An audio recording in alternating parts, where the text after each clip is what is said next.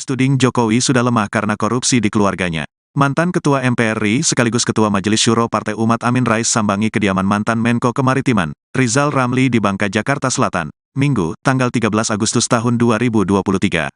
Pantau tribunnews.com di lokasi Amin Rais datang bersama rombongan sekitar pukul 16.10 waktu Indonesia Barat. Terlihat juga Amin Rais yang datang mengenakan baju batik langsung disambut oleh Rizal Ramli. "Pak Amin gak banyak berubah ya, semenjak 25 tahun yang lalu," ujar Rizal menyambut kedatangan Amin Rais. Kemudian Amin Rais langsung masuk ke dalam kediamannya Rizal Ramli. Adapun pertemuan keduanya pun dilangsungkan tertutup. Awak media hanya diperbolehkan mengambil foto dan menunggu sampai pertemuan keduanya selesai. Mantan Menko Perekonomian, Rizal Ramli menyebutkan sejak Joko Widodo berkuasa di tahun 2014 demokrasi Indonesia dipreteli. Mulainya ia menceritakan awal mula pertemuannya dengan Amin Rais dan membandingkan antar presiden Indonesia setiap periode. Tapi begitu Jokowi berkuasa, tokoh yang tidak pernah berjuang sedikit pun untuk menegakkan demokrasi, begitu dia berkuasa 2014 justru demokrasi dia preteli, kata Rizal Ramli di kediamannya Jakarta Selatan, Minggu, tanggal 13 Agustus tahun 2023. Ia melanjutkan caranya, lihat saja indeks demokrasi Indonesia merosot berapa puluh poin. Yang kedua, lembaga anti korupsi yang kita dukung dari dulu KPK dilemahkan, kata Rizal Ramli. 9 tahun selain demokrasi dipreteli dirusak. KKN zaman Jokowi ini lebih ganas dan vulgar dibandingkan zaman Pak Harto, sambungnya. Menurutnya, Soeharto adalah sosok otoriter, tapi di hatinya masih ada rakyat. Tapi mohon maaf, di hati Jokowi tidak ada rakyat. Tampangnya sangat merakyat, kita ketipu dengan tampangnya. Tapi hatinya oligarki, dia ingin jadi oligarki, dia bantuin oligarki yang membantu kegiatan politiknya, tegasnya.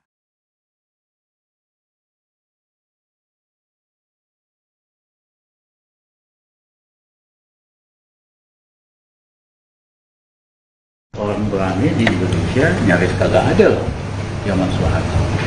Sejak itulah hubungan kami semakin dekat. Yang kedua, menjelang kejatuhan Pak Harto, Pak Amin betul-betul jadi leader dari perubahan dan reformasi. Kami bantu apapun yang kami bisa bantu supaya terjadi perubahan di Indonesia, karena kita dua-duanya itu sangat tidak suka dengan sistem otoriter. Kita ini pro demokratik. Yang kedua, sangat nggak suka dengan KKN. Dua ciri utama Orba. Akhirnya, seperti teman-teman ketahui, akhir April 98 tidak ada yang percaya Pak Harto bisa jatuh. Masih sangat kuat. Tapi apa yang terjadi 11 Maret 98 Pak Harto kepilih, sebulan kemudian jatuh. Terima kasih terhadap peranan Mas Amin, tokoh-tokoh mahasiswa, dan rakyat kita. Nah, ada honeymoon reformasi baik zaman Habibie yang semakin memperkuat demokrasi, pers nggak usah pakai siup-siup, membebaskan semua tahanan politik, dilanjutkan sama Gus Dur, dilanjutkan oleh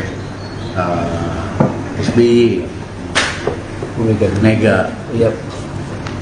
Nah, tapi begitu Jokowi berkuasa, tokoh yang tidak pernah berjuang sedikit pun untuk menegakkan demokrasi, begitu dia kuasa 2014, justru demokrasi dia preteli. Caranya, lihat aja indeks demokrasi Indonesia merosot berapa puluh poin.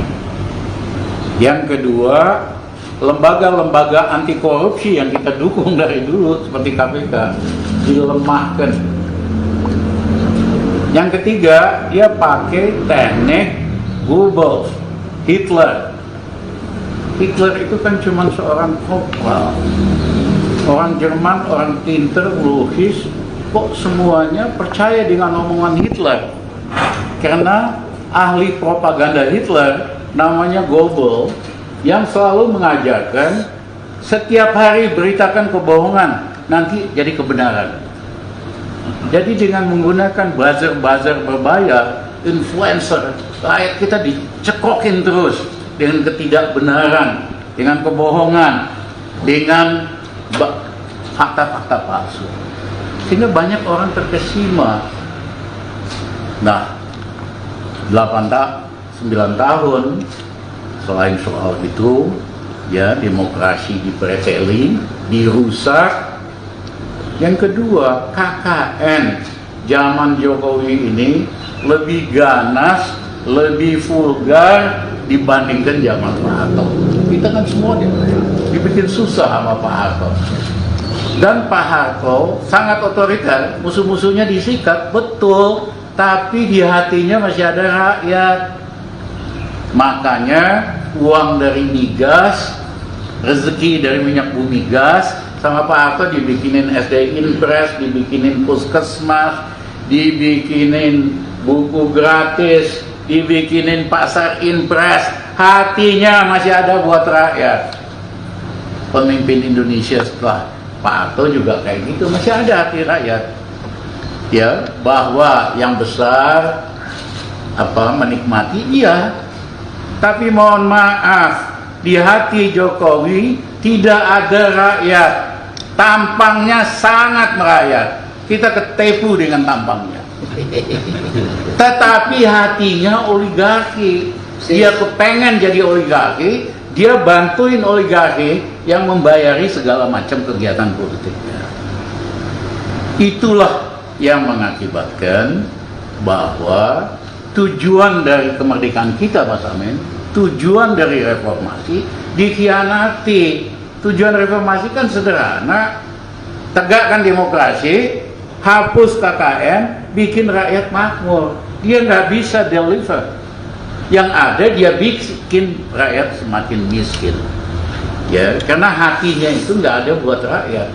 Tampangnya doang, selfie-nya doang sama rakyat, sama petani. Yang dia lakukan, subsidi pupuk untuk petani dia hapuskan, dikurangi. Yang dia lakukan import terus. Jadi petani kalau nanam padi selama 2 tahun terakhir merugi kalau untuk dijual, kecuali buat makan sendiri. Sektor tanaman pangan tumbuhnya minus 3,19%, artinya mengkerut. Kenapa? Karena apa yang dia pidatokan pro petani, selfie sama petani, hanya slogan dan pencitraan doang. Kebijakannya anti petani. Beda sama Pak Harto, beda sama Gus Dur, dan yang lain-lain. Jadi saudara, kawan-kawan, yang ketiga, dia bangun dinasti KKN. Anak-anak ini KKN semua, dari mana? Ya, konglomerat swasta mau nyumbang 150 miliar, Mas Amin, hanya buat bisnis pisang goreng doang. Jakarta Selatan banjir sama pisang goreng dengan duit segitu. Ada konglomerat yang nyumbang 100 miliar hanya buat cendol. Jakarta Selatan banjir sama cendol, Mas Amin. Itu namanya trading influence, dagang kekuasaan bapaknya yang didagangin. Lebih ganas dari Tommy Soeharto. Tommy Soeharto ngaco bisnis setelah Pak Harto kuasa 15 tahun. Ini baru 7 tahun udah kebablasan. Ya. Dan tidak hanya membangun kerajaan dinasti bisnis lewat KKN, tapi juga bangun dinasti politik. Si Gibran itu udah dirancang sejak pemilihan wali kota di Solo bahwa dia akan dipersiapkan untuk jadi wakil presiden, jadi wali kota hanya 3 tahun. Makanya undang-undangnya ini akan coba diubah, diturunkan umur, ya kan? Benar-benar vulgar dan bejat apa yang dilakukan oleh Jokowi. Dia pikir Indonesia ini kerajaan yang dia mau bangun kembali. Dia lupa dengan sejarah. Pada saat kemerdekaan kita, raja-raja di Nusantara nyerahkan hartanya untuk bangun republik, nyerahkan kerajaannya untuk bangun republik. Raja Jogja nyerahkan hartanya untuk membiayai perang melawan Belanda. Sultan Tidore punya pilihan oleh PBB. Satu, kamu gabung sama Belanda. Yang kedua, kamu merdeka sendiri. Yang ketiga, kamu gabung Republik Indonesia. Sultan Tidore memilih yang ketiga. Kebayang nggak kalau Sultan Tidore waktu ikut Belanda bisa lebih makmur, merdeka. Wah, kekayaan alamnya banyak, NATO segala macam nih, maritim pasti lebih kaya. Teman-teman kebayang nggak kalau Sultan Tidore waktu itu nggak gabung Republik Indonesia? Sepertiga Indonesia bolong dari Tidore Papua sampai Papua. Indonesia bolong sepertiganya. Jokowi nggak ngerti sejarah, tidak pernah belajar sejarah yang benar, tidak ngerti bahwa tokoh-tokoh kemerdekaan kita berjuang dengan keringat darah supaya bikin republik. Enak aja loh mau bikin dinasti kerajaan baru, siapa lo? Mohon maaf Mas Amin, saya terpaksa ngomong kayak begini belak-belakan. Nah, kita sepakat nanti Mas Amin jelaskan perubahan udah waktunya juga. Ya, karena kalau kondisi objektif udah matang, kita nggak suka perubahan pun akan terjadi. April 98, siapa yang percaya bahwa Soeharto bakal jatuh? Jatuh tuh sebulan doang. Ya, tapi kalau kondisi objektifnya belum tiba, ya susah lah. Menurut saya dan Pak Amin, kondisi objektif perubahan sudah tiba.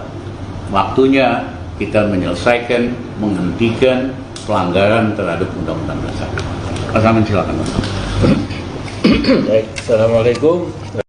Bangsa bersangkutan ingin adanya change atau perubahan ke arah yang lebih bagus, itu memang perlu proses.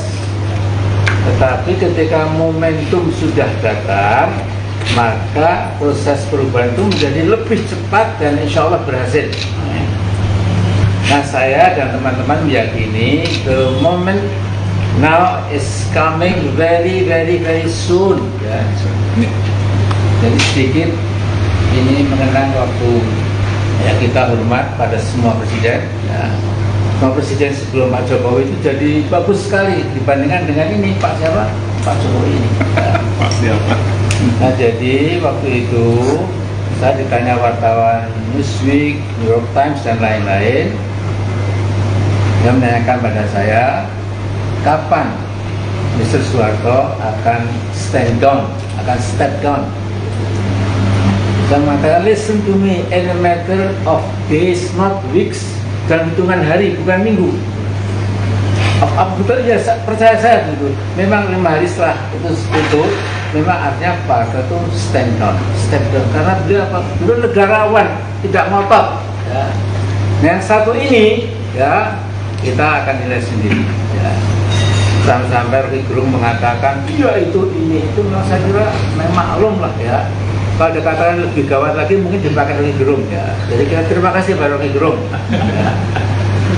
Nah, karena itu singkat saja kami ini insya Allah akan membuat sebuah pernyataan. Beri waktu kami beberapa hari. Nanti editor in chiefnya beliau kita kasih masukan, Pak Afan masukan, Faisal Basri masukan dan lain-lain. Dan nanti Anda semua kami undang lagi ke sini ya untuk untuk mengetahui bahwa inilah konklusi kita supaya perubahan cepat terjadi sebagaimana diinginkan oleh kebanyakan rakyat, keyakinan sekali ya. Nah, jadi yang penting 1-2 hari ini tokoh-tokoh yang tadi saya sebut akan ke sini ke rumah Pak Rizal Ramli, kemudian tukar pikiran. Jadi kita beri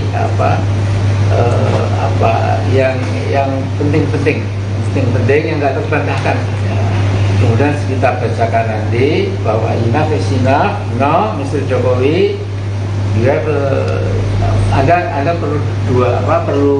perlu memilih dua hal, segera sukarela, ya mundur, atau Anda menghadapi rakyat. Kira-kira demikian.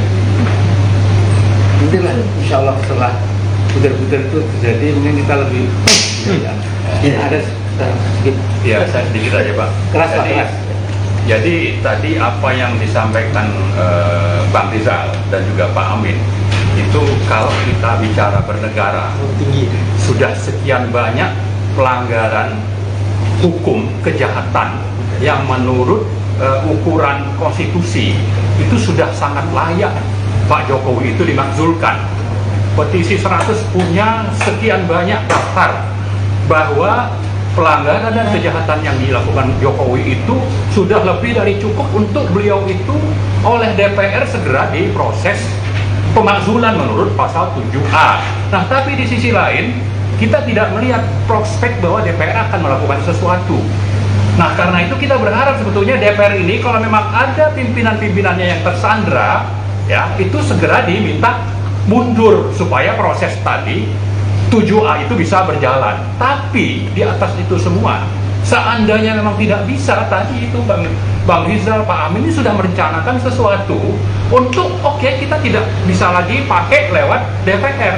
Tapi gerakan rakyat itu juga jangan dinilai itu tidak konstitusional. Itu juga sesuatu yang konstitusional, dan itulah yang mudah-mudahan nanti bisa kita lakukan. Dan kita berharap sebetulnya semua tokoh-tokoh oposisi yang selama ini juga sudah bersuara itu bisa bergabung dengan kita untuk bagaimana ini bisa segera terwujud. Saya kira itu mungkin tambahannya. Terima kasih. Ya, pendek-pendek ya. Ya, izin Pak Rizal mungkin nanti bisa menjawab. Saya Fadi dari 20detik.com. Mau tanya sebenarnya apakah tadi kan menyinggung gerakan menurunkan Soeharto begitu di tahun 98, lalu tadi menyinggung bagaimana Jokowi telah melakukan KKN, menerus demokrasi begitu. Apakah yang dimaksudkan nanti ini akan merencanakan suatu gerakan massa, suatu gerakan mengerahkan massa yang banyak untuk menurunkan Jokowi secepatnya, atau bagaimana gitu Pak, detail dan rencananya ini gitu? Makasih Pak. Yang penting itu kan kesamaan hati dan pikiran. Dan ini antar para tokoh di berbagai kota sudah nyambung.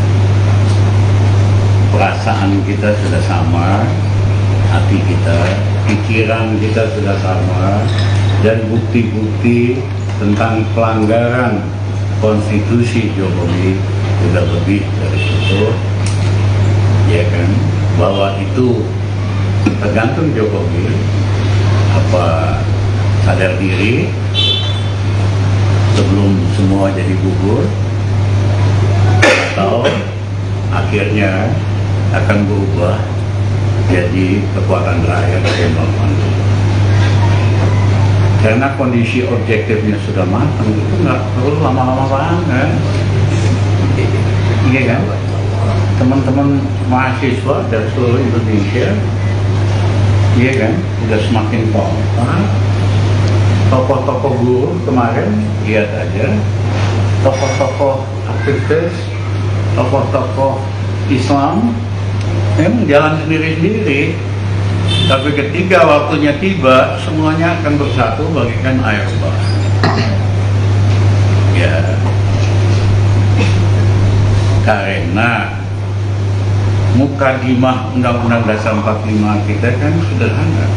Tugas pemimpin itu mencerdaskan rakyat, memakmurkan rakyat. Jokowi sering membodohi rakyat dengan berita palsu, dengan fakta-fakta palsu, dan membayar influencer sama buzzer yang pada dasarnya menyesatkan rakyat, bukan mencerdaskan rakyat. Nggak ada loh pemimpin di Indonesia menggunakan buzzer sama influencer, karena dia pengen rakyat kita cerdas. Yang kedua, kalau Jokowi nggak bisa bikin rakyat makmur, jangan bikin susah. Yang terjadi hari ini makmurin kagak bisa, yang ada bikin rakyat makin miskin. Upah buruh naik lebih rendah dari inflasi makanan, itu namanya ngajakin miskin berjamaah. Jadi ini waktunya perubahan akan tiba, ya kan? Dan nanti kita akan ajak teman-teman juga, purnawirawan, ya, polisi dan tentara, TNI, tokoh-tokoh akademik dan sebagainya. Time has come, waktunya Indonesia berubah. Tapi cita-citanya dulu nih supaya clear, hanya perubahan mau ganti-ganti kekuasaan, ada. Cita-cita kita begitu Jokowi jatuh, satu, harga BBM kita akan turunkan sehingga di kantong rakyat ada uang. Yang kedua, tarif listrik kita akan turunkan ke posisi 3 tahun yang lalu sehingga cicilan listrik rakyat berkurang 30%, ada uang di kantong. Yang ketiga, kita akan stabilkan kebutuhan pokok. Yang keempat, kita akan naikkan kredit untuk UKM dari hanya 18% dari total kredit ke 35% dalam 1 tahun. Sehingga UKM yang 40 juta ada uang. Hari ini di daerah-daerah nggak ada uang, di bawah nggak ada uang. Kesedot untuk bayar pokok sama bunga utang 780 triliun. Kita beresin soal utang dan lain. Yang kedua, kita adakan pemilu yang lebih adil dan fair. Belajar dari Pak Habibie. Pak Habibie hanya 6 bulan persiapannya, nggak perlu lama-lama. Yang dia lakukan, Ketua KPU, Bawaslu, tokoh independen, anggotanya dari partai-partai supaya bisa saling ngawasi. Bukan hari ini sengaja dipilih ormas supaya gampang diatur. Yang ketiga, tidak ada lagi threshold sehingga pemilihan presiden, gubernur jadi lebih kompetitif, faktor uang lebih berkurang, dan yang terakhir, nggak ada lagi tuh box dibawa dari TPS ke kecamatan, disitulah kecurangan dilakukan. Nanti dari TPS 85.000 langsung ke satelit, rakyat monitor lewat handphone. Biayanya pun sepertiga dari yang mereka minta biaya buat 2024 90 triliun. Kita udah hitung cukup 30 triliun. Jadi teman-teman, itulah arah perubahannya. Jadi waktunya kita berubah. Capek kita semua ngulangin kasus yang sama lagi, Mas Amin.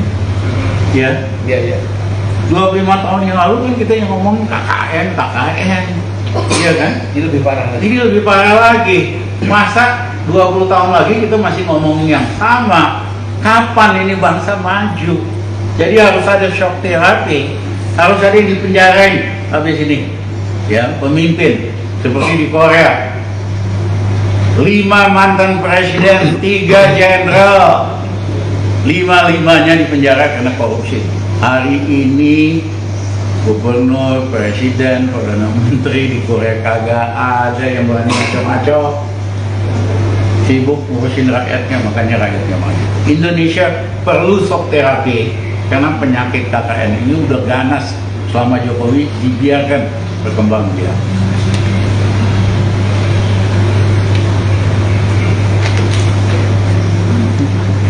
Tadi boleh dipertegas dari Metro TV, ya. Boleh dipertegas lagi Pak, tokoh-tokoh yang nantinya hendak diajak, mungkin boleh disebutkan. Tadi kan Jenderal, Purnawirawan TNI, militer dan sebagainya, tapi sejauh ini yang sudah memastikan untuk ikut bergabung bersama Pak Amin. Nanti pada waktunya akan disampaikan. Ya, betul. Berarti masih dalam. Sebetulnya kan komunikasi selama setahun terakhir berjalan. Amin keliling-keliling seluruh Indonesia. Saya juga seluruh Indonesia, ketemu profesor-profesor di Jogja, di Surabaya, di Makassar.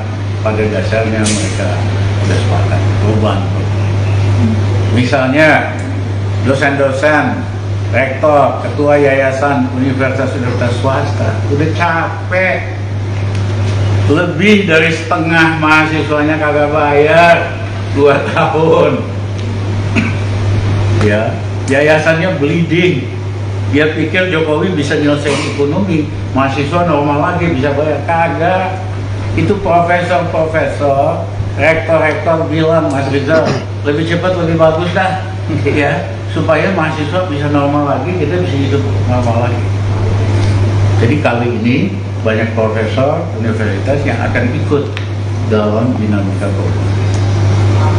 Sedikit Tambahan, jadi kalau bicara Purnawirawan Jenderal, tokoh-tokoh termasuk yang dari daerah, termasuk juga ada Pak Amin, sebetulnya kita kan barusan launching petisi 100, itu jelas akan bergabung. Di sana ada misalnya Pak Legend Yayat, Legend Soeharto, Pak Sunarko dan sebagainya, dan juga sejumlah akademisi dari kampus-kampus, dan bukan cuma di Jakarta, ada dari Bandung, Surabaya, dan seterusnya. Sehingga kalau orang Jakarta kan bilang, apa, lu jual gue beli, ini katanya gue borong. Ya benar seperti itu, kita kan dengar itu. Jadi ini sedikit tambahan. Nah, jadi kita sedikit pun tidak terbesit bahwa perubahan nanti harus menjajarkan darah walaupun setitik, jangan never ever, jangan sampai. Karena itu tergantung kepada sekarang sikap bagaimana saudara Jokowi ini melakukan reaksi kepada yang kita sampaikan ini. Ya. Tapi yang jelas ya itu sudah lemah karena korupsi yang demikian besar itu sudah langsung masuk ke inti keluarganya. Jadi kalau tadi dijelaskan sebab pertama Gibran dan Pak Kaisang segera diambil, itu saya kira memang sudah sangat tinggi waktunya. Karena itu kita juga menunggu kalau mereka reaksinya positif, kemudian membaik, tidak arogan, tidak kemeluntu, ya, itu bahasa Jawa. Kalau sombong biasa itu kemelindi, ya. Kalau sangat sombong jadi kemeluntu. Nah, jadi ini kan saya dengan Jokowi satu kamu dari Solo, jadi paham sekali bahasa Jawa itu, ya. Nah, jadi setelah ini mudah-mudahan mereka pada sadar, enough is enough, beban dosanya jangan kemudian dipakai untuk ugal-ugalan, ya. Jadi insya Allah rakyat juga akan senang. Nah, saya kira kita itu peaceful, juga sangat damai, ya. Tidak ada mengajarkan entah di Batak, entah di Jawa, Madura, Manado, nggak ada. Saya kira semua kultur kita itu kultur damai. Tapi gara-gara yang satu ini kita seperti rusak, ya. Ya, itu tunggu tanggal mainnya lah insya Allah. Pak, dikit Pak. Jadi saya kira pemerintahan Jokowi ini kan kita sebut sebagai pemerintahan oligarki. Ya. Di sana banyak konglomerat. Nah, kita mungkin bisa mengingatkan para konglomerat itu untuk hati-hati dengan apa yang sedang disuarakan rakyat. Jangan coba untuk mempertahankan pemimpin yang sudah bermasalah, yang syarat dengan kejahatan hukum. Jadi ini peringatan juga untuk bukan sekedar Jokowi, tapi juga untuk para konglomerat pendukung Jokowi yang tergabung dalam oligarki kekuasaan. Saya kira itu. Seperti Reuters dan Al Jazeera dan lain-lain, ini adalah oligarki. Gitu. Jadi kalau orang luar itu sudah sangat paham, masa kita tidak? Kita kan yang merasakan kegilaan, keedaran dari oligarki itu.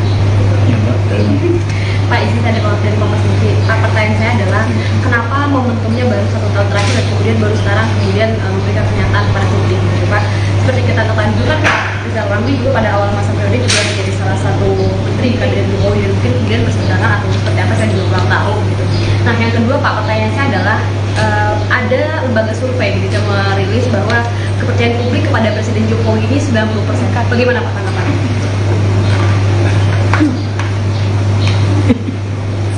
Mosok percaya. Menggelikan. menggelikan, itu kan berbahaya.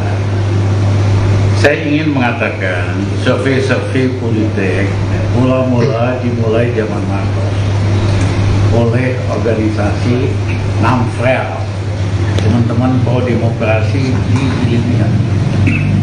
Karena data resmi pemerintah Marcos ya kayak gitu, semua dukung dia.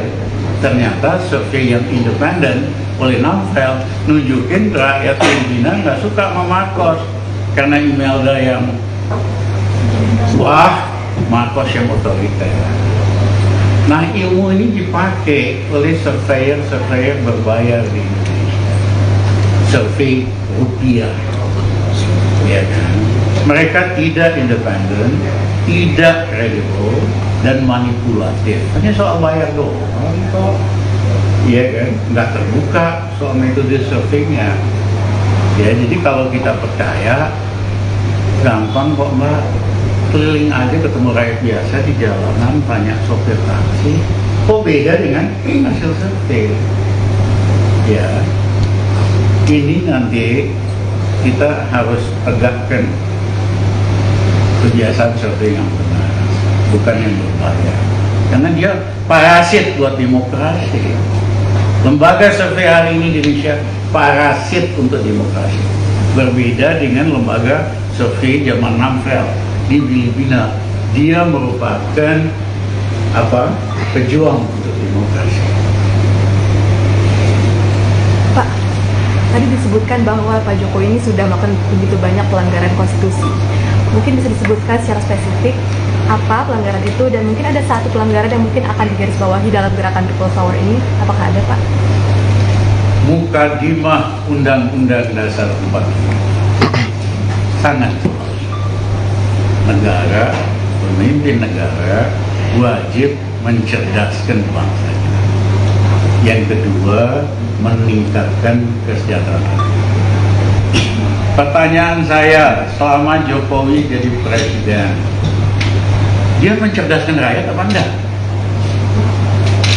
Dengan banyaknya berita hoax, dan saya sering ketipu juga, SMK kan, saya ikut kampanye tuh buat SMK di Metro TV, ya. Karena saya percaya kalau bikin mobil nasional bisa dong. Kalau supaya ekonomis kan 300.000 unit cukup, masa nggak bisa? Jadi saya cuma nilai niatnya, nggak nilai track recordnya. Ternyata itu abal-abal, ya. Banyak lagi yang lain. Ya, nah dengan kebiasaan untuk menceritakan berita yang tidak benar, kebijakan yang bertentangan dengan apa yang jadi pidato dan slogan, itu bukan mencerdaskan rakyat. Itu namanya membodohi rakyat. Yang kedua, Undang-Undang ITE itu bagus sekali kita bikin untuk melawan kejahatan finansial online, seksual online. Tapi ternyata dipakai untuk menangkap, memberangus oposisi, termasuk Rocky.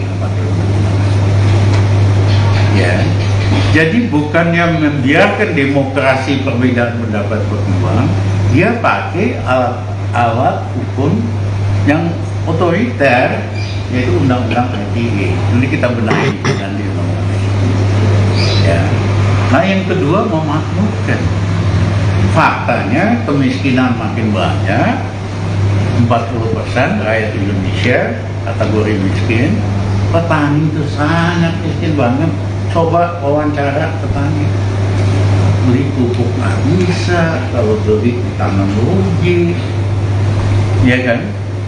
Sementara pemerintah impor terus, karena dari impor itu ada rente ekonomi yang dibagi oleh pemegang kuota kepada para pejabat. Nah, dari dua ini udah cukup buat menghentikan Jokowi. Karena mukadimah Undang-Undang Dasar itulah kunci. Belum yang lain-lain, termasuk dinasti yang Saya tambahin Pak. Ya. Jadi pasal 33 Undang-Undang kita kan bukti itu setolelo-lelo bahwa bumi, air, dan keadaan dalamnya itu dikuasai oleh negara. Kemudian kemudian sektor-sektor yang produktif ya, menentukan nasib bangsa itu tugas negara untuk sebesar-besar rakyat Indonesia. Tapi zaman Jokowi ini itu diwalik gerimbiang, jadi dibalik ya, itu sebesar-besar kemakmuran konglomerat dan korporatokrat penjahat, bandit-bandit itu yang memang diladeni, disembah bahkan ya, oleh pemerintah yang sekarang ini. Ya. Jadi ini betul-betul sudah tiba. Jadi kalau dimaksudkan selain tadi ya, mukadimah tadi, kita juga tahu beberapa saat kita tidak itu semua dilanggar. Jadi ini pengkhianatan. Jadi ini betrayal the nation. Ya. Jadi pengkhianatan kepada bangsa. Dan ini masa mau diteruskan? Sudah, Pak. Ya, saya tambah 3 contoh yang konkret ya. Pertama, menetapkan APBN dengan mengeliminasi hak konstitusional DPR melalui penerbitan Perpres. Itu pernah dilakukan Jokowi. Yang kedua, melanggar putusan MK dan konstitusi dalam menetapkan undang-undang Ciptaker lewat Perpu. Yang ketiga, mengeliminasi hak demokrasi rakyat untuk bersuara dalam penetapan undang-undang IKN. Rakyat tidak dapat kesempatan menyuarakan aspirasi, tapi di sisi lain misalnya Sinarmas itu dapat kesempatan untuk membahas undang-undang tersebut dengan DPR. Di tambahan 3, sebetulnya masih banyak, tapi 3 saja saya kira sudah jauh dari cukup lah untuk menunjukkan bahwa ini memang benar-benar semena-mena, ya, otoriter dan suka-suka oleh pemerintahan ini. Kawan-kawan, saya kira lebih dari itu. Saya berhubungan dengan jawaban pertanyaan saya tadi yang belum sempat terjawab. Jadi bisa dikatakan begini nggak Pak? Ketika tadi Bapak berkata bahwa juga ikut berkampanye soal SMK gitu, dan juga Bapak menjadi menteri juga pada saat itu ya Pak ya. Lalu apakah bisa dikatakan Bapak kena prank pada masa pemerintahan Jokowi awal? Jujur aja, saya kagum sama tampangnya yang simpati, ya kan? Dan kurang ngecek track recordnya, ya. Ketepu lah sama tampangnya yang merayat ini. Ngaprank kalau bahasa sekarang Pak? Hah? Kena prank. Ya. Nah, tapi kebijakannya makin lama makin jauh dari. Saya juga bukan saya yang ngemis jadi menteri, Mas Jokowi yang datang ngemis ke kantor saya supaya, karena saya bantuin dia bikin MRT waktu itu. MRT kan nggak jadi karena kenalan. Sebagai gubernur dia datang ke kantor, Mas Rizal tolongin MRT nggak akan kebangun karena harus negosiasi sama Jepang. Saya nggak punya teman di luar negeri. Mas Rizal banyak teman, tolong. Dia begging di kantor saya. Saya waktu itu penasihat PBB bersama 3 pemenang Nobel, 10 ekonom top. 2 minggu kemudian saya ke New York. Salah satu anggota penasihat PBB itu Tanaka-san, bos dari JICA Jepang. Saya bilang, Tanaka-san, kamu nggak benar, proyek MRT kemahalan. Jadi gimana Dr. Ramli? Kirim hari Senin tim negosiasi ke Jakarta supaya biayanya lebih murah. Nanti kita bangun dari Jakarta, dari selatan ke utara, nanti timur barat. Yes, Dr. Ramli. Hari Senin saya kirim delegasi. Saya hari Sabtu itu telepon dari New York, Mas Jokowi, sampean hobi banget. Baru 2 minggu minta tolong sama gua, udah beres di barang. Ya.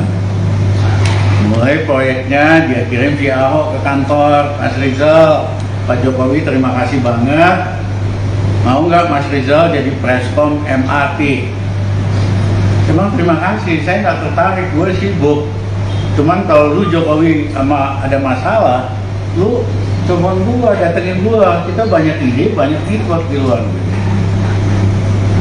Nah kemudian 15 Agustus saya dipanggil ke Istana Bogor. Saya di mobil sama Kasino makanya. Saya bilang saya pasti ditawarin jadi Menko Invest. Saya nggak mau karena bukan bidang kejagoan kita. Bidang kejagoan kita makroekonomi sama mainan. Saya bilang sama si Kasino, siapa nih gantinya? Ditulis 3 nama. Sampai di Bogor, ya Istana Bogor. Waktu itu saya nggak dikasih kopi aja enggak, Mas. Snack aja enggak, karena dia takut bocor ketemu sama saya. Ya, akhirnya dia minta tolong, Mas Rizal, saya pengen Mas Rizal bantu saya sebagai Menko Invest. Mas Jokowi terima kasih, saya nggak tertarik, ini ada daftar 3 nama. Enggak, saya maunya Mas Rizal, karena Mas Rizal ngerti masalah dan berani. Kalau hanya ngerti masalah nggak berani, nggak terjadi perubahan. Kalau hanya berani doang nggak ngerti masalah, itu preman. Mas Rizal punya dua-duanya. Tolong Mas Rizal. Saya bilang enggak Mas, di luar aja lah Mas. Biasa kan minta tolong sama saya, kita bantu di belakang saya. Ya, apa yang terjadi? Dia pakai gaya Solo, Mas, angkat-angkat kita. Mas Rizal, yang minta Mas Rizal ini bukan Jokowi presiden. Siapa sih saya? Kena prank lagi. Ya, kena prank. Saya tuh bukan siapa-siapa dibanding Mas Rizal, pengalaman network. Yang pengen Mas Rizal bantu saya selain saya, rakyat Indonesia. Nah, gua kalau udah ngomong rakyat, gua Mas, langsung gua salaman, kapan tuh Mas, dengan syarat gini-gini. Itulah yang terjadi. Setahun saya di dalam, saya stop reklamasi, terganggulah aguan, ya kan? Lobby, aguan, lobby Kosmas Batubara, Rizal Ramli harus berhenti, jangan ganggu reklamasi. Kalau perlu kita lobby, bayar supaya dia dipecat. Ya, Pak Yusuf Kala yang bisnisnya terganggu lah, karena waktu itu dia Raja Peng-Peng kan. Sekarang hari ini teman saya Raja Peng-Pengnya, namanya Luhut Panjaitan, ya kan? Nah, pengusaha itu kerjaan mulia Mas Amin. Pengusaha kerjaan mulia, tapi kalau digabung rusak Indonesia. Makanya saya nggak suka kalau lu jadi pejabat aja, mau jadi orang kaya atau orang investor. Pak Jokowi tutup mata karena hampir semua pejabatnya itu pengusaha, mereka peng-peng semua, makanya rusak gitu. Itu Mbak ya. Tapi saya kira udah lebih dari cukup. Amin Rais tuding Jokowi sudah lemah karena korupsi di keluarganya. Mantan Ketua MPR RI sekaligus Ketua Majelis Syuro Partai Umat Amin Rais sambangi kediaman mantan Menko Kemaritiman, Rizal Ramli di Bangka, Jakarta Selatan, Minggu, tanggal 13 Agustus tahun 2023. Pantau tribunnews.com di lokasi Amin Rais datang bersama rombongan sekitar pukul 16.10 waktu Indonesia Barat. Terlihat juga Amin Rais yang datang mengenakan baju batik langsung disambut oleh Rizal Ramli. Pak Amin gak banyak berubah ya, semenjak 25 tahun yang lalu, ujar Rizal menyambut kedatangan Amin Rais. Kemudian Amin Rais langsung masuk ke dalam kediamannya Rizal Ramli. Adapun pertemuan keduanya pun dilangsungkan tertutup. Awak media hanya diperbolehkan mengambil foto dan menunggu sampai pertemuan keduanya selesai. Mantan Menko Perekonomian, Rizal Ramli menyebutkan sejak Joko Widodo berkuasa di tahun 2014 demokrasi Indonesia dipreteli. Mulainya ia menceritakan awal mula pertemuannya dengan Amin Rais dan membandingkan antar presiden Indonesia setiap periode. Tapi begitu Jokowi berkuasa, tokoh yang tidak pernah berjuang sedikit pun untuk menegakkan demokrasi, begitu dia berkuasa 2014 justru demokrasi dia preteli, kata Rizal Ramli di kediamannya Jakarta Selatan, Minggu, tanggal 13 Agustus tahun 2023. Ia melanjutkan caranya, lihat saja indeks demokrasi Indonesia merosot berapa puluh poin. Yang kedua, lembaga anti korupsi yang kita dukung dari dulu KPK dilemahkan, kata Rizal Ramli. 9 tahun selain demokrasi dipreteli dirusak. KKN zaman Jokowi ini lebih ganas dan vulgar dibandingkan zaman Pak Harto, sambungnya. Menurutnya, Soeharto adalah sosok otoriter, tapi di hatinya masih ada rakyat. Tapi mohon maaf, di hati Jokowi tidak ada rakyat. Tampangnya sangat merakyat, kita ketipu dengan tampangnya. Tapi hatinya oligarki, dia ingin jadi oligarki, dia bantuin oligarki yang membantu kegiatan politiknya, tegasnya.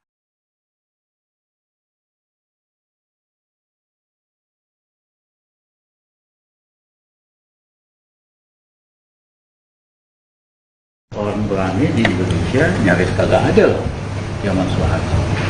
Sejak itulah hubungan kami semakin dekat. Yang kedua, menjelang kejatuhan Pak Harto, Pak Amin betul-betul jadi leader dari perubahan dan reformasi. Kami bantu apapun yang kami bisa bantu supaya terjadi perubahan di Indonesia. Karena kita dua-duanya itu sangat tidak suka dengan sistem otoriter. Kita ini pro demokratik. Yang kedua, sangat nggak suka dengan KKN. Dua ciri utama Orba. Akhirnya, seperti teman-teman ketahui, akhir April 98 tidak ada yang percaya Pak Harto bisa jatuh. Masih sangat kuat.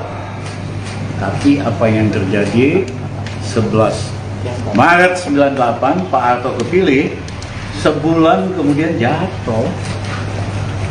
Terima kasih terhadap peranan Mas Amin, tokoh-tokoh mahasiswa dan rakyat kita.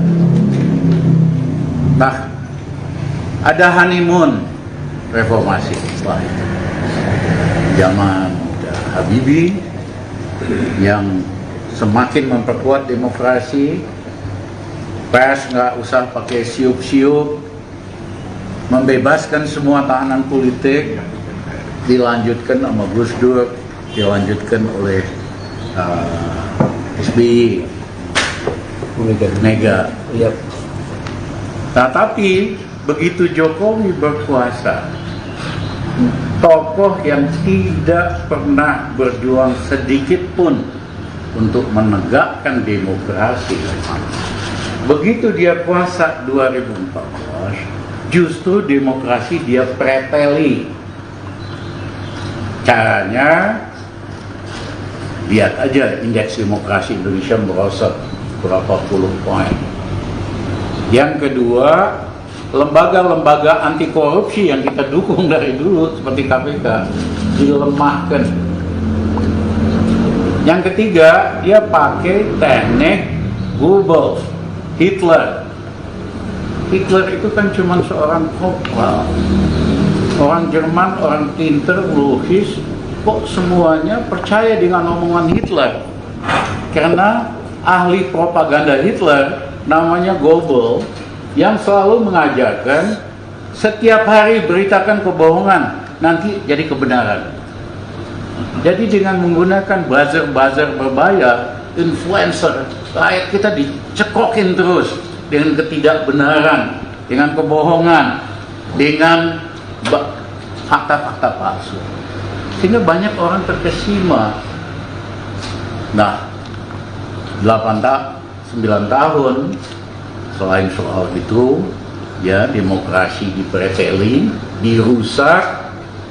Yang kedua, KKN zaman Jokowi ini lebih ganas, lebih vulgar dibandingkan zaman Pak Harto. Kita kan semua dibikin susah sama Pak Harto. Dan Pak Harto sangat otoriter, musuh-musuhnya disikat, betul, tapi di hatinya masih ada rakyat. Makanya uang dari migas, rezeki dari minyak bumi gas, sama Pak Harto dibikinin SD Impres, dibikinin puskesmas, dibikinin buku gratis, dibikinin pasar Impres. Hatinya masih ada buat rakyat. Pemimpin Indonesia setelah Pak Harto juga kayak gitu, masih ada hati rakyat. Ya, bahwa yang besar menikmati, iya. Tapi mohon maaf, di hati Jokowi tidak ada rakyat. Tampangnya sangat merakyat. Kita ketipu dengan tampangnya. Tetapi hatinya oligarki. Dia kepengen jadi oligarki, dia bantuin oligarki yang membayari segala macam kegiatan politiknya.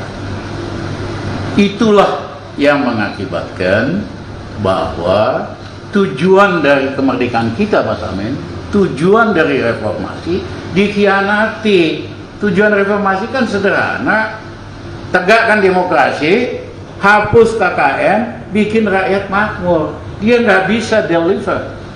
Yang ada dia bikin rakyat semakin miskin. Ya, karena hatinya itu nggak ada buat rakyat.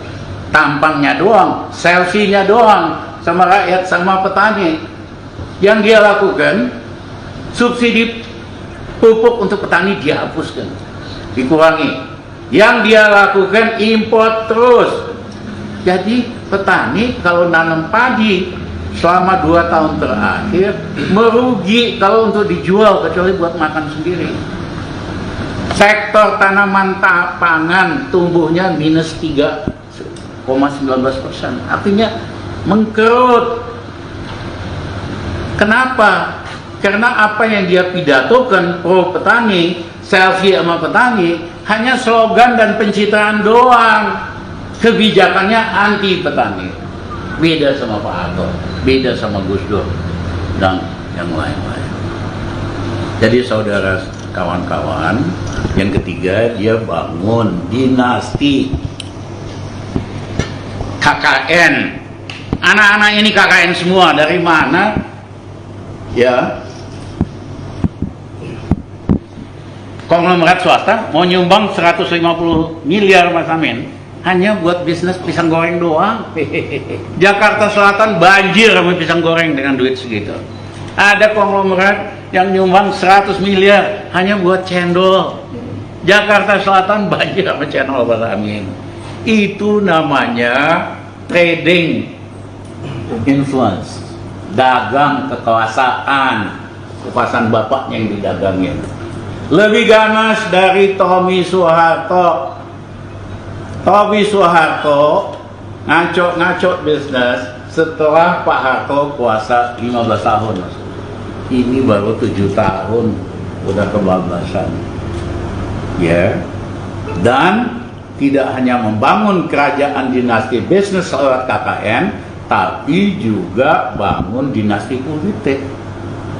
Si Gibran itu udah dirancang sejak pemilihan wali kota di Solo bahwa dia akan dipersiapkan untuk jadi wakil presiden, jadi wali kota hanya 3 tahun.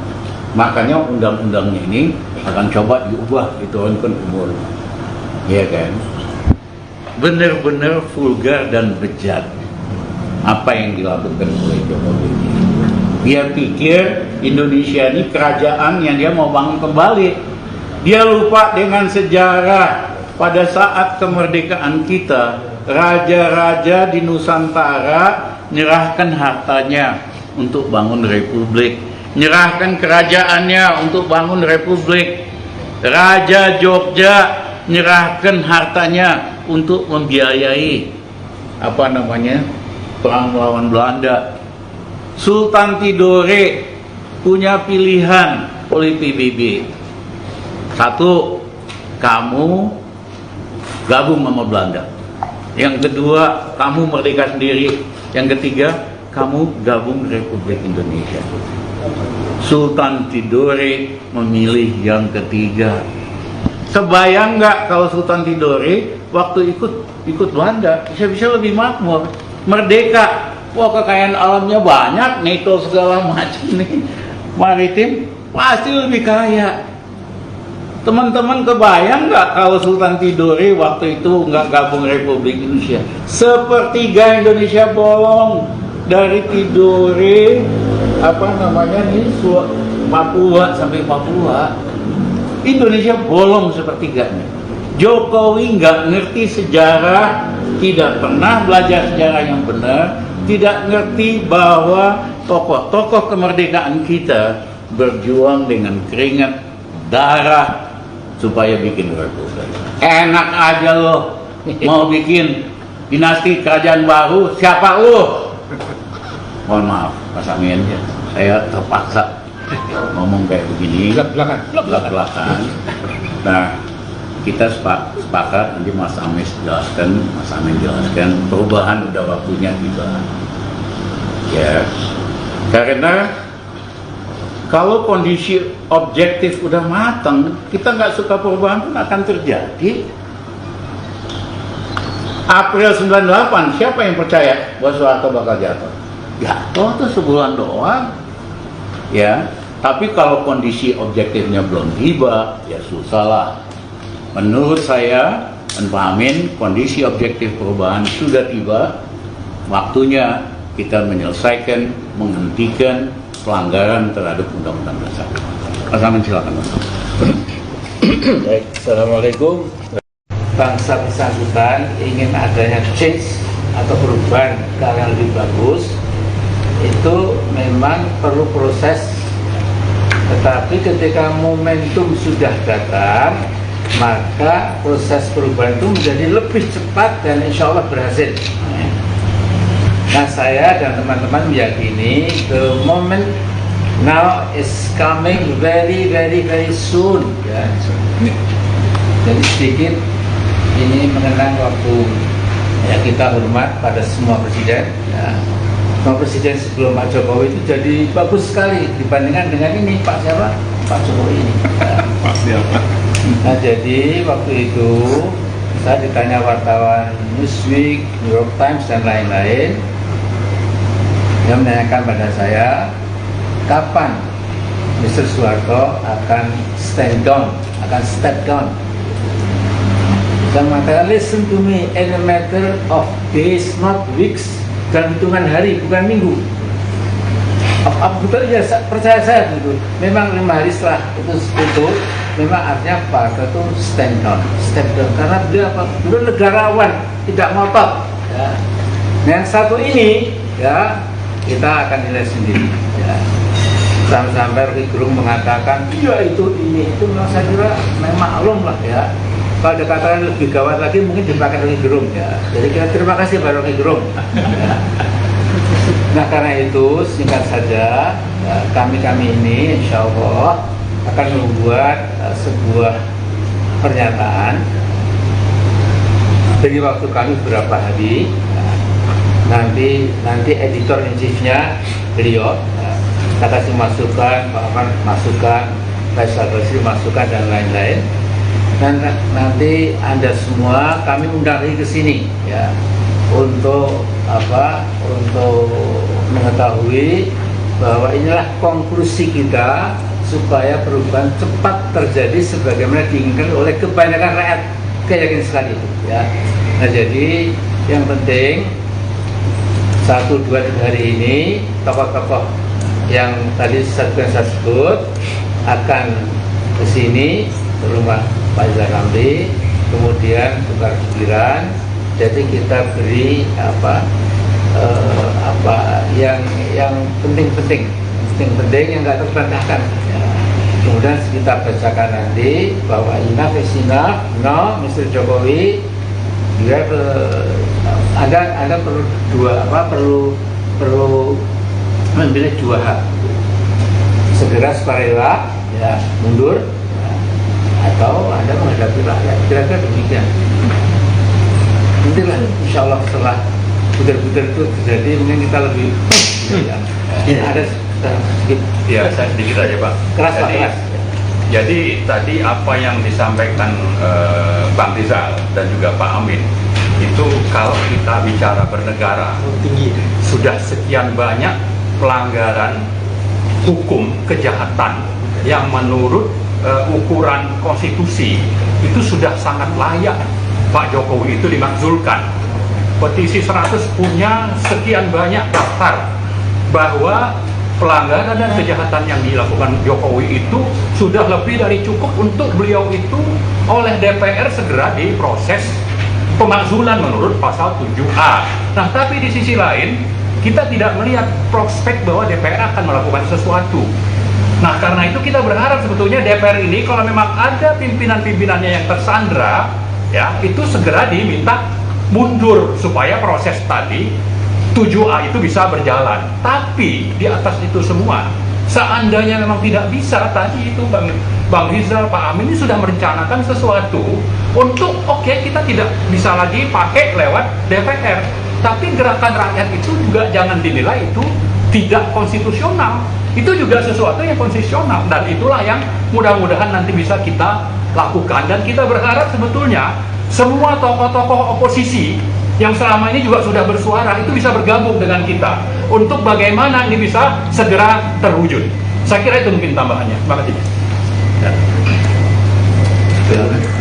Ya, pendek-pendek ya.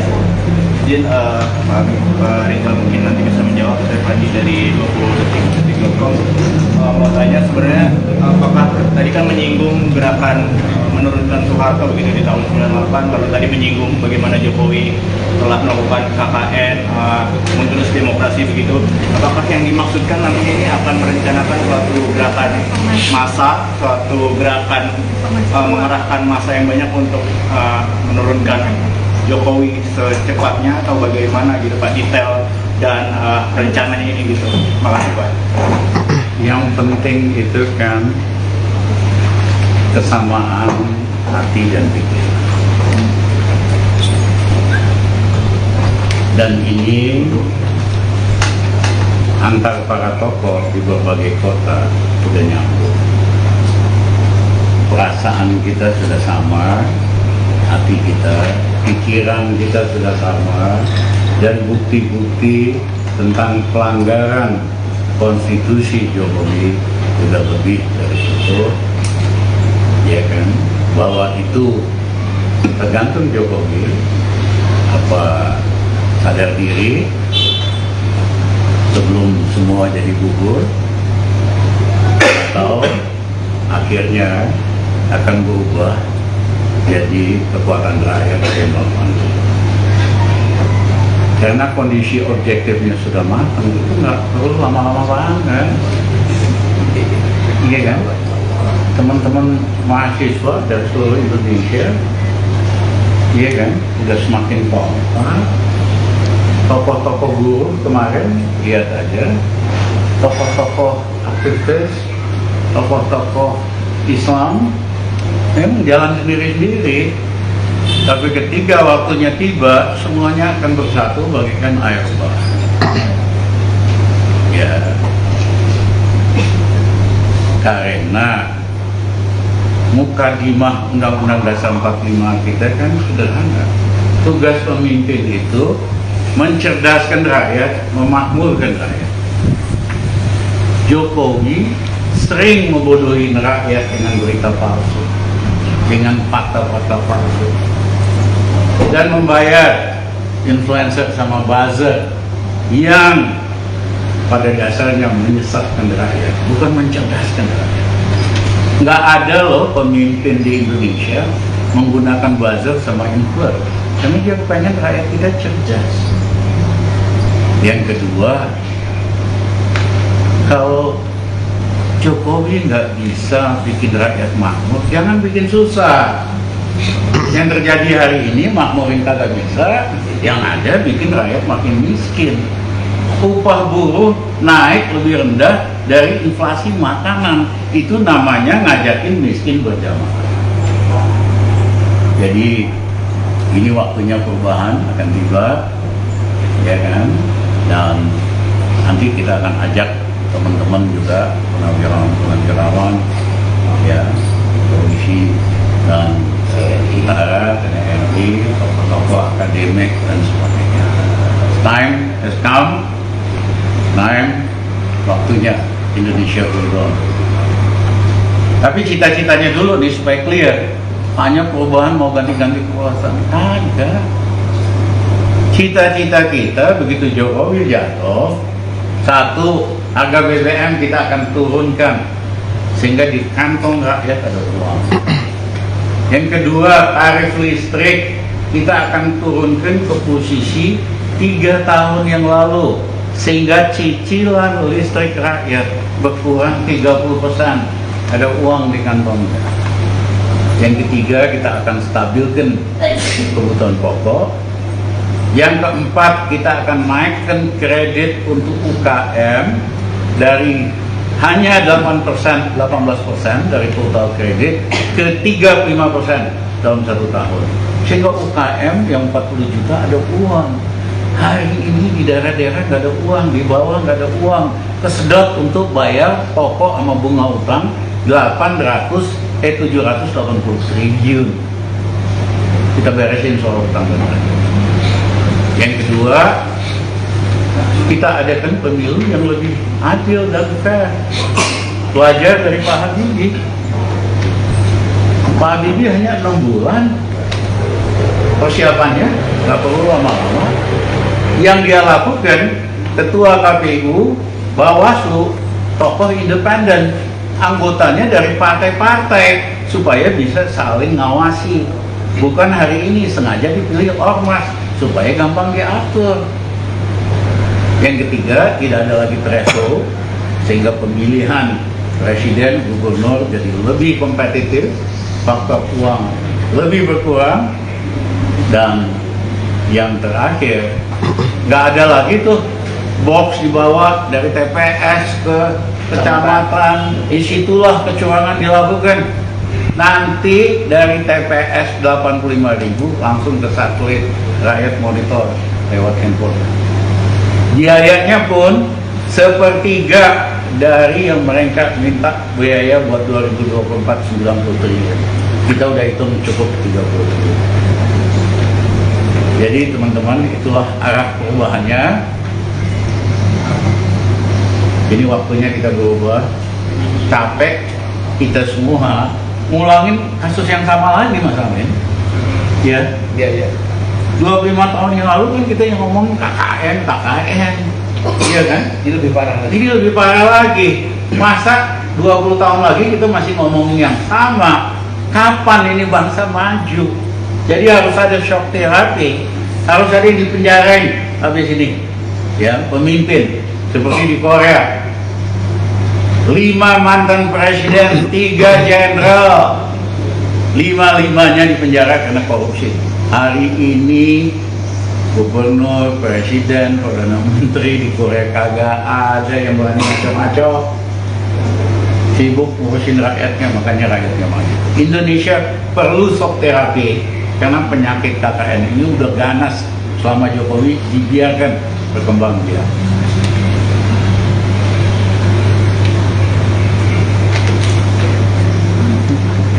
Tadi boleh dipertegas dari Metro TV. Ya. Boleh dipertegas lagi Pak, tokoh-tokoh yang nantinya hendak diajak, mungkin boleh disebutkan tadi kan Jenderal, Purnawirawan TNI, militer dan sebagainya, tapi sejauh ini yang sudah memastikan untuk ikut bergabung bersama Pak Amin. Nanti pada waktunya akan disampaikan. Ya, betul. Berarti masih dalam. Sebetulnya kan komunikasi selama setahun terakhir berjalan. Samin keliling-keliling seluruh Indonesia. Saya juga seluruh Indonesia, ketemu profesor-profesor di Jogja, di Surabaya, di Makassar. Pada dasarnya mereka sudah sepakat perubahan. Misalnya dosen-dosen, rektor, ketua yayasan universitas swasta udah capek. Lebih dari setengah mahasiswanya kagak bayar 2 tahun. Ya, yayasannya bleeding. Dia pikir Jokowi bisa nyelesain ekonomi, mahasiswa normal lagi bisa bayar. Kagak.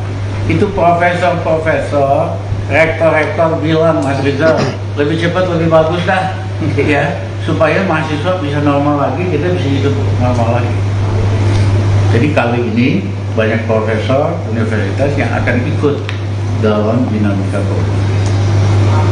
Sedikit Tambahan, jadi kalau bicara Purnawirawan Jenderal, tokoh-tokoh termasuk yang dari daerah, termasuk juga ada Pak Amin, sebetulnya kita kan barusan launching petisi 100, itu jelas akan bergabung. Di sana ada misalnya Pak Legend Yayat, Legend Soeharto, Pak Sunarko dan sebagainya, dan juga sejumlah akademisi dari kampus-kampus, dan bukan cuma di Jakarta, ada dari Bandung, Surabaya, dan seterusnya. Sehingga kalau orang Jakarta kan bilang, Pak, lu jual gue beli, katanya gue borong. Tapi sebenarnya seperti itu. Kita kan dengar-dengar itu. Jadi sebenarnya sedikit tambahan. Jadi kita sedikit pun tidak terbesit bahwa perubahan nanti harus menjajarkan darah walaupun setitik, jangan, never ever, jangan sampai. Karena itu tergantung kepada sekarang sikap bagaimana Saudara Jokowi ini melakukan reaksi kepada apa yang kita sampaikan ini. Ya. Tapi yang jelas yaitu sudah lemah, karena apa? korupsi yang demikian besar itu sudah langsung masuk ke inti keluarganya. Jadi kalau tadi dijelaskan, sebab pertama Gibran dan Pak Kaisang segera diambil, itu saya kira memang sudah sangat tinggi waktunya. Karena itu kita juga menunggu kalau mereka reaksinya positif, kemudian membaik, tidak arogan, tidak kemeluntu, ya, itu bahasa Jawa. Kalau sombong biasa itu kemelindi, ya. Kalau sangat sombong jadi kemeluntu. Nah, jadi ini kan saya dengan Jokowi satu kampung dari Solo, jadi paham sekali bahasa Jawa itu, ya. Nah, jadi setelah ini mudah-mudahan mereka pada sadar, enough is enough, beban dosanya jangan kemudian dipakai untuk ugal-ugalan, ya. Jadi insya Allah rakyat juga akan senang. Nah, saya kira kita itu peaceful, suka sangat damai, ya. Tidak ada mengajarkan entah di Batak, entah di Jawa, Madura, Manado, nggak ada. Saya kira semua kultur kita itu kultur damai. Tapi gara-gara yang satu ini kita seperti rusak sekarang. Ya, itu tunggu tanggal mainnya lah insya Allah. Pak, dikit Pak. Jadi saya kira pemerintahan Jokowi ini kan kita sebut sebagai pemerintahan oligarki. Ya. Di sana banyak konglomerat. Nah, kita mungkin bisa mengingatkan para konglomerat itu untuk hati-hati dengan apa yang sedang disuarakan rakyat. Jangan coba untuk mempertahankan pemimpin yang sudah bermasalah, yang syarat dengan kejahatan hukum. Jadi ini peringatan juga untuk bukan sekedar Jokowi, tapi juga untuk para konglomerat pendukung Jokowi yang tergabung dalam oligarki kekuasaan. Saya kira itu. Seperti Reuters dan Al Jazeera dan lain-lain, ini adalah oligarki. Gitu. Jadi kalau orang luar saja sudah sangat paham, masa kita tidak? Kita kan yang merasakan kegilaan, keedaran dari oligarki itu.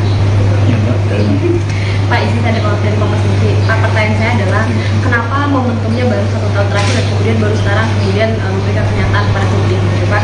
Seperti kita ketahui juga kan Rizal Ramli juga pada awal masa periode juga menjadi salah satu menteri di kabinet Jokowi, dan mungkin kemudian berseberangan atau seperti apa saya juga kurang tahu gitu. Nah, yang kedua Pak, pertanyaan saya adalah ada lembaga survei gitu yang merilis bahwa kepercayaan publik kepada Presiden Jokowi ini 90%. Bagaimana Pak tanggapannya?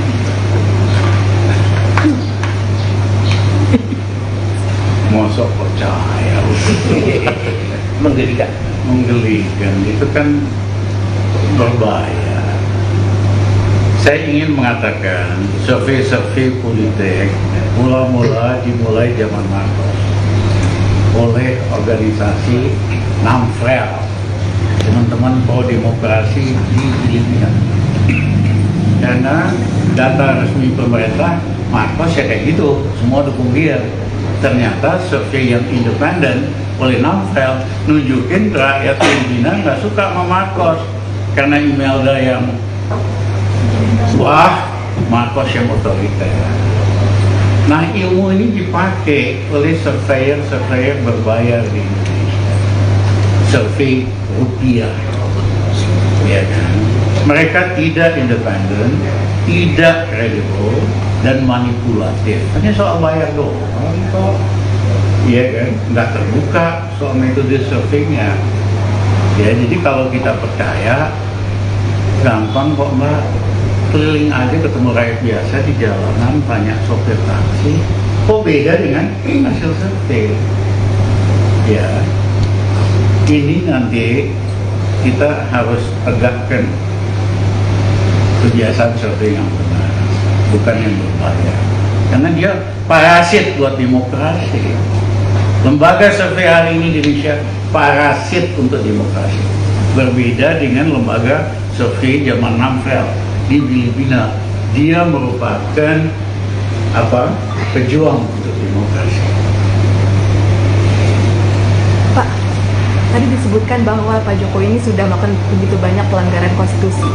Mungkin bisa disebutkan secara spesifik apa pelanggaran itu, dan mungkin ada satu pelanggaran yang mungkin akan digarisbawahi dalam gerakan People Power ini. Apakah ada, Pak? Mukadimah Undang-Undang Dasar 45 sangat jelas. negara, pemimpin negara wajib mencerdaskan bangsa. Yang kedua, meningkatkan kesejahteraan. Pertanyaan saya, selama Jokowi jadi presiden, dia mencerdaskan rakyat apa enggak? Dengan banyaknya berita hoax, dan saya sering ketipu juga. SMK kan, saya ikut kampanye tuh buat SMK di Metro TV, ya. Karena saya percaya kalau bikin mobil nasional bisa dong. Kalau supaya ekonomis kan 300.000 unit cukup, masa nggak bisa? Jadi saya cuma nilai niatnya, nggak nilai track recordnya. Ternyata itu abal-abal, ya. Banyak lagi yang lain. Ya, nah dengan kebiasaan untuk menceritakan berita yang tidak benar, kebijakan yang bertentangan dengan apa yang jadi pidato dan slogan, itu bukan mencerdaskan rakyat. Itu namanya membodohi rakyat. Yang kedua, undang-undang ITE itu bagus sekali kita bikin untuk melawan kejahatan finansial online, seksual online. Tapi ternyata dipakai untuk menangkap, memberangus oposisi, termasuk Rocky. Ya, jadi bukannya membiarkan demokrasi perbedaan pendapat berkembang, dia pakai alat hukum yang otoriter, yaitu undang-undang ITE. Nanti kita benahi nanti. Ya. Nah yang kedua, memakmurkan. Faktanya kemiskinan makin banyak, 40% rakyat Indonesia kategori miskin, petani itu sangat miskin banget. Coba wawancara petani, beli pupuk nggak bisa, kalau beli tanam rugi, ya kan?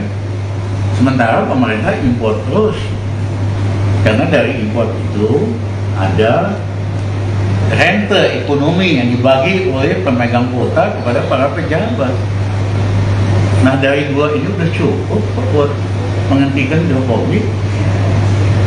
Karena mukadimah undang-undang dasar itulah kunci. Belum yang lain-lain, termasuk dinasti yang Saya tambahin Pak. Ya. Jadi pasal 33 dasar kita kan begitu setolelo-lelo bahwa bumi, air, dan keadaan dalamnya itu dikuasai oleh negara. Kemudian sektor-sektor yang produktif yang menentukan nasib bangsa itu dikuasai negara untuk sebesar-besar rakyat miskin. Tapi zaman Jokowi ini itu diwalik Grembiang, jadi dibalik, ya, itu sebesar kemakmuran konglomerat dan korporat penjahat, bandit-bandit itu yang memang diladeni, disembah bahkan, ya, oleh pemerintah yang sekarang ini. Ya. Jadi ini betul-betul sudah tiba. Jadi kalau dimasukkan selain tadi, ya, mukadimah tadi, kita juga tahu beberapa pasal 33 itu semua dilanggar. Jadi ini pengkhianatan. Jadi ini betrayal the nation. Ya. Jadi pengkhianatan kepada bangsa. Dan ini masa mau diteruskan? Sudah, Pak. Ya, saya tambah 3 contoh yang konkret ya. Pertama, menetapkan APBN dengan mengeliminasi hak konstitusional DPR melalui penerbitan Perpres. Itu pernah dilakukan Jokowi. Yang kedua, melanggar putusan MK dan konstitusi dalam menetapkan undang-undang Ciptaker lewat Perpu. Yang ketiga, mengeliminasi hak demokrasi rakyat untuk bersuara dalam penetapan undang-undang IKN. Rakyat tidak dapat kesempatan menyuarakan aspirasi, tapi di sisi lain misalnya Sinarmas itu dapat kesempatan untuk membahas undang-undang tersebut dengan DPR. Di tambahan 3, sebetulnya masih banyak, tapi 3 saja saya kira sudah jauh dari cukup lah untuk menunjukkan bahwa ini memang benar-benar semena-mena, ya, otoriter dan suka-suka oleh pemerintahan ini. Kawan-kawan, saya kira lebih dari itu. Pak, saya Ya, berhubungan dengan jawaban saya, pertanyaan saya tadi yang belum sempat terjawab. Jadi bisa dikatakan begini nggak Pak? Ketika tadi Bapak berkata bahwa juga ikut berkampanye soal SMK gitu. Dan juga Bapak menjadi menteri juga pada saat itu ya Pak ya. Lalu apakah bisa dikatakan Bapak kena prank pada masa pemerintahan Jokowi awal? Jujur aja, saya kagum sama tampangnya yang simpati, ya kan? Dan kurang ngecek track recordnya, ya ketepu lah sama tampangnya yang merayat ini. Kena prank kalau bahasa sekarang Pak? Hah? Kena prank. Nah, tapi kebijakannya makin lama makin jauh dari. Saya juga bukan saya yang ngemis jadi menteri, Mas Jokowi yang datang ngemis ke kantor saya supaya, karena saya bantuin dia bikin MRT waktu itu. MRT kan nggak jadi karena kemahalan. Sebagai gubernur dia datang ke kantor, Mas Rizal tolongin MRT nggak akan kebangun karena harus negosiasi sama Jepang. Saya nggak punya teman di luar negeri. Mas Rizal banyak teman, tolong. Dia begging di kantor. Saya waktu itu penasihat PBB bersama 3 pemenang Nobel, 10 ekonom top. 2 minggu kemudian saya ke New York. Salah satu anggota penasihat PBB itu Tanaka-san, bos dari JICA, Jepang. Saya bilang, Tanaka-san, kamu nggak benar, proyek MRT kemahalan. Jadi gimana Dr. Ramli? Kirim hari Senin tim negosiasi ke Jakarta supaya biayanya lebih murah. Nanti kita bangun dari Jakarta, dari selatan ke utara, nanti timur barat. Yes, Dr. Ramli. Hari Senin saya kirim delegasi. Saya hari Sabtu itu telepon dari New York, Mas Jokowi, sampean hobi banget. Baru 2 minggu minta tolong sama gua, udah beres di barang. Ya. Mulai proyeknya dia kirim via Ahok ke kantor, Mas Rizal, Pak Jokowi terima kasih banget. Mau nggak Mas Rizal jadi preskom MRT? Cuman terima kasih, saya nggak tertarik, gue sibuk. Cuman kalau lu Jokowi sama ada masalah, lu cuman gua datengin gua, kita banyak ide, banyak ikut di luar negeri.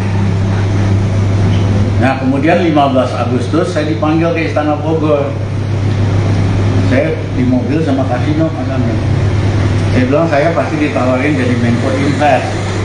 Saya nggak mau karena bukan bidang kejagoan kita. Bidang kejagoan kita makroekonomi sama mainan. Saya bilang sama si Kasino, siapa nih gantinya? Tulis 3 nama. Sampai di Bogor, ya Istana Bogor. Waktu itu saya nggak dikasih kopi aja enggak, Mas. Snack aja enggak, karena dia takut bocor ketemu sama saya. Ya, akhirnya dia minta tolong Mas Rizal, saya pengen Mas Rizal bantu saya sebagai Menko Invest. Mas Jokowi terima kasih, saya nggak tertarik, ini ada daftar 3 nama.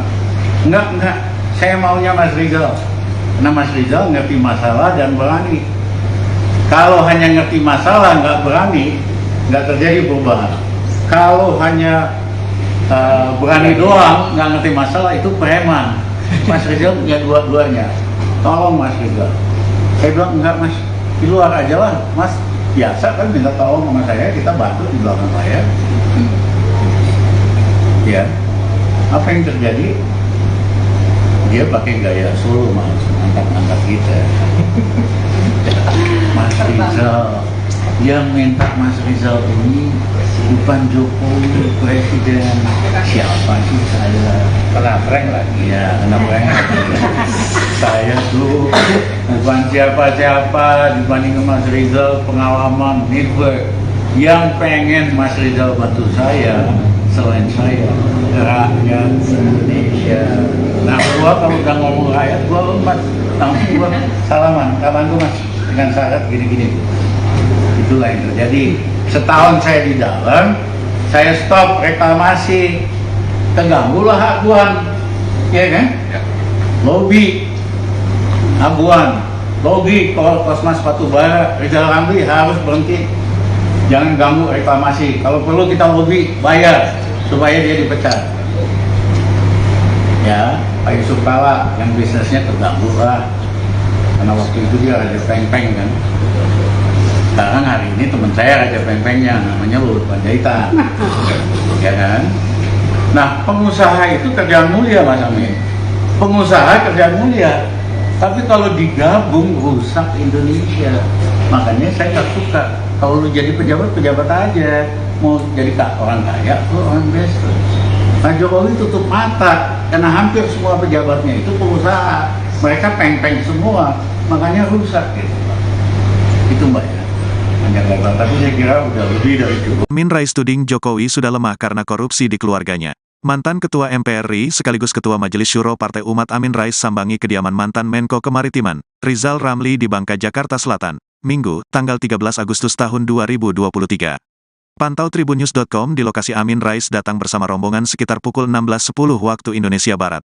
Terlihat juga Amin Rais yang datang mengenakan baju batik langsung disambut oleh Rizal Ramli.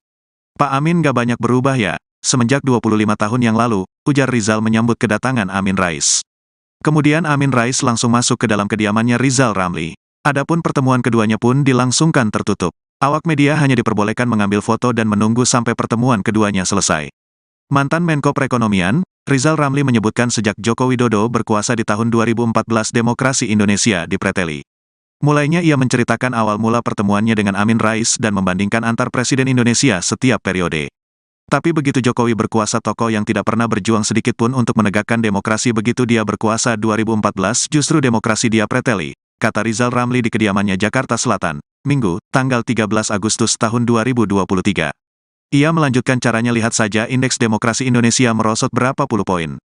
Yang kedua, lembaga anti korupsi yang kita dukung dari dulu KPK dilemahkan, kata Rizal Ramli. 9 tahun selain demokrasi dipreteli dirusak. KKN zaman Jokowi ini lebih ganas dan vulgar dibandingkan zaman Pak Harto, sambungnya. Menurutnya, Soeharto adalah sosok otoriter, tapi di hatinya masih ada rakyat. Tapi mohon maaf, di hati Jokowi tidak ada rakyat. Tampangnya sangat merakyat, kita ketipu dengan tampangnya. Tapi hatinya oligarki, dia ingin jadi oligarki, dia bantuin oligarki yang membantu kegiatan politiknya, tegasnya.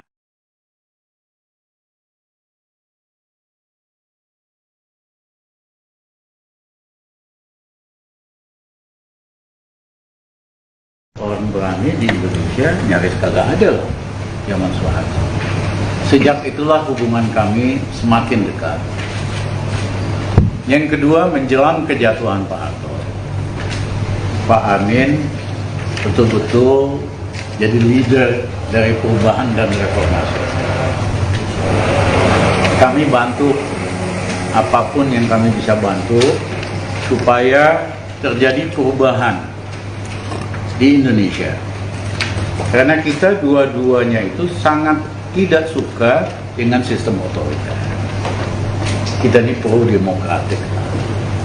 Yang kedua, sangat nggak suka dengan KKN. Dua ciri utama Orba. Akhirnya, seperti teman-teman ketahui, akhir April 98 tidak ada yang percaya Pak Harto bisa jatuh. Masih sangat kuat. Tapi apa yang terjadi 11 Maret 98 Pak Harto kepilih, sebulan kemudian jatuh. Terima kasih terhadap peranan Mas Amin, tokoh-tokoh mahasiswa, dan rakyat kita. Nah, ada honeymoon reformasi zaman Habibie yang semakin memperkuat demokrasi, pers nggak usah pakai siup-siup, membebaskan semua tahanan politik, dilanjutkan sama Gus Dur, dilanjutkan oleh SBY, Mega. Nah, tapi begitu Jokowi berkuasa, tokoh yang tidak pernah berjuang sedikit pun untuk menegakkan demokrasi, begitu dia kuasa 2014, justru demokrasi dia preteli. Caranya, lihat aja indeks demokrasi Indonesia merosot berapa puluh poin. Yang kedua, lembaga-lembaga anti korupsi yang kita dukung dari dulu seperti KPK dilemahkan Yang ketiga, dia pakai teknik Goebbels, Hitler. Hitler itu kan cuma seorang kopral, orang Jerman, orang pinter, logis, kok semuanya percaya dengan omongan Hitler? Karena ahli propaganda Hitler namanya Goebbels yang selalu mengajarkan setiap hari beritakan kebohongan, nanti jadi kebenaran. Jadi dengan menggunakan buzzer-buzzer berbayar, influencer, rakyat kita dicekokin terus dengan ketidakbenaran, dengan kebohongan, dengan fakta-fakta palsu. Sehingga banyak orang terkesima. Nah, 9 tahun selain soal itu, ya, demokrasi dipreteling, dirusak. Yang kedua, KKN zaman Jokowi ini lebih ganas, lebih vulgar dibandingkan zaman Pak Harto. Kita kan semua dibikin susah sama Pak Harto. Dan Pak Harto sangat otoriter, musuh-musuhnya disikat, betul, tapi di hatinya masih ada rakyat. Makanya uang dari migas, rezeki dari minyak bumi gas, sama Pak Harto dibikinin SD Impres, dibikinin puskesmas, dibikinin buku gratis, dibikinin pasar Impres. Hatinya masih ada buat rakyat. Pemimpin Indonesia setelah Pak Harto juga kayak gitu, masih ada hati rakyat. Ya, bahwa yang besar menikmati, iya. Tapi mohon maaf, di hati Jokowi tidak ada rakyat. Tampangnya sangat merayat. Kita ketipu dengan tampangnya. Tetapi hatinya oligarki. Dia kepengen jadi oligarki, dia bantuin oligarki yang membayari segala macam kegiatan politiknya. Itulah yang mengakibatkan bahwa tujuan dari kemerdekaan kita, Mas Amin, tujuan dari reformasi dikhianati. Tujuan reformasi kan sederhana, tegakkan demokrasi, hapus KKN, bikin rakyat makmur. Dia nggak bisa deliver. Yang ada dia bikin rakyat semakin miskin. Ya, karena hatinya itu nggak ada buat rakyat. Tampangnya doang, selfie-nya doang sama rakyat, sama petani. Yang dia lakukan, subsidi pupuk untuk petani dihapuskan, dikurangi. Yang dia lakukan impor terus. Jadi petani kalau nanam padi selama 2 tahun terakhir merugi kalau untuk dijual, kecuali buat makan sendiri. Sektor tanaman pangan tumbuhnya minus 3,19%. Artinya mengkerut. Kenapa? Karena apa yang dia pidatokan pro petani, selfie sama petani, hanya slogan dan pencitraan doang. Kebijakannya anti petani. Beda sama Pak Harto, beda sama Gus Dur, dan yang lain-lain. Jadi saudara kawan-kawan, yang ketiga dia bangun dinasti KKN. Anak-anak ini